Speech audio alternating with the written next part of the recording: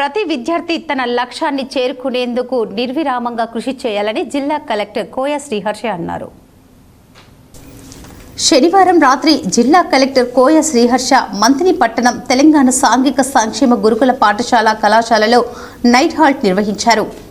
గురుకులంలో చదువుతున్న పిల్లలతో కలెక్టర్ ముఖాముఖి అయ్యారు. గురుకులంలో అందిస్తున్న భోజనం నాణ్యత, విద్య, ఇతర వసతుల వివరాలను అడిగి తెలుసుకున్నారు.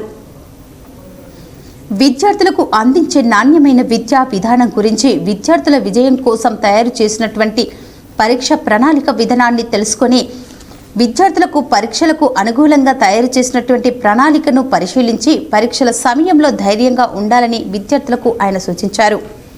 ఈ సందర్భంగా జిల్లా కలెక్టర్ మాట్లాడుతూ ప్రతి విద్యార్థికి జీవితంలో ఒక గొప్ప లక్ష్యం ఉండాలని, దాని సాధన దిశగా కృషి చేయాలని కలెక్టర్ సూచించారు.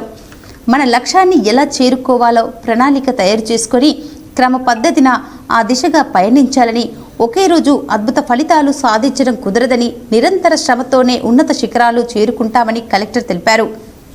గురుకులంలో మరమ్మతుల పనులు మంజూరైన నిధులు పూర్తి స్థాయిలో వినియోగించుకోవాలని కలెక్టర్ సూచించారు. ఈ పర్యటనలో జిల్లా కలెక్టర్ వెంట మంథని గురుకులం ప్రిన్సిపాల్ వి శ్రీనాథ్, ఉపాధ్యాయ సిబ్బంది, సంబంధిత అధికారులు తదితరులు పాల్గొన్నారు.